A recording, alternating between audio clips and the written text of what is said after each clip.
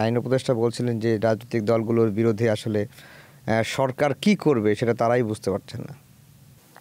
না, ওই যেটা হয় কি, আমাদের এই সরকারের শুরু থেকেই আমাদের একটা বলি না, বিড়াল প্রথম রাতে মারতে হয়। আমাদের সরকারের প্রথম রাতেই কিছু ভুল হয়ে গেছে, মানে ওনারা বিড়াল মারতে পারেন নাই। আচ্ছা, বিষয়টা হচ্ছে এরকম যে ধরেন প্রফেসর ইউনূসের উচিত ছিল প্রথম এসে উনি সকল স্টেক হোল্ডারদেরকে নিয়ে বসা দরকার ছিল।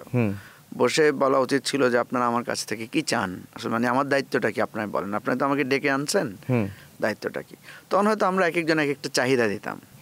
আমরা হয়তো বলতাম স্যার বিচার চাই, তারপরে এত মানে ম্যাসিভ রাষ্ট্রের এত ইয়ে হয়েছে, আমরা চাই এটাকে স্থিতিশীলতায় আসুক। কেউ হয়তো বলা উচিত বলতে পারতো যে অনেক লোকের চাকরি গেছে, তাদের চাকরি ফিরিয়ে আনা দরকার। কেউ হয়তো বলবে আহতদের চিকিৎসা, কেউ হয়তো বলবে শহীদ পরিবারের পুনর্বাসন। এইভাবে আমরা সবাই চাহিদাগুলো দিতাম। উনি সবগুলা লিখে উনি বলতে পারতেন যে ঠিক আছে আপনাদের এই যে চাহিদা আমি পূরণ করব, কিন্তু কতদিন আপনারা আমাকে সময় দিবেন। তো আমরা হয়তো তখন বলতাম যে স্যার আপনি বলেন আপনার কতদিন সময় লাগবে।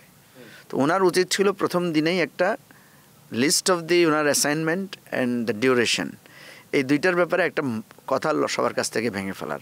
প্রত্যেক ডিউরেশনে কিন্তু একটা আবার ওই যে এক্সট্রা পিরিয়ড থাকে না, আমরা যে অতিরিক্ত সময় রাখি না, তো বলা উচিত ছিল যে ঠিক আছে এই মধ্যে না হলে আর একটা আমাকে এক্সট্রা টাইম দিতে হবে কিছুদিন।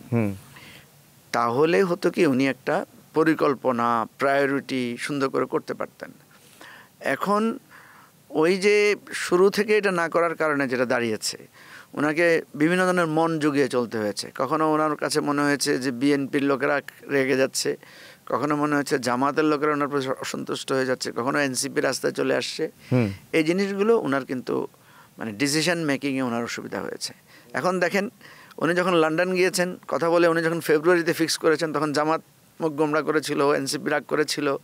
হ্যাঁ, আবার উনি যখন এসে এখন লাস্ট যখন ঐকমত্য কমিশন একটা সিদ্ধান্ত দিয়েছে, সবাই মনে করছে এটা জামাত বা এনসিপির কথা ধরে উনি এটা করেছেন। আসলে তো ধরেন আমরা যখন দাবি দেই, আমরা তো একটা যুক্তি দিয়ে কথা বলি। তো এখন আমার যুক্তিটা যদি গ্রহণযোগ্য, এর মানে তো এটা না যে আমার কথা ধরা হয়েছে, এর মানে হচ্ছে যে আমার যুক্তিটা হয়তো গ্রহণযোগ্য, সেটা ধরা হয়েছে।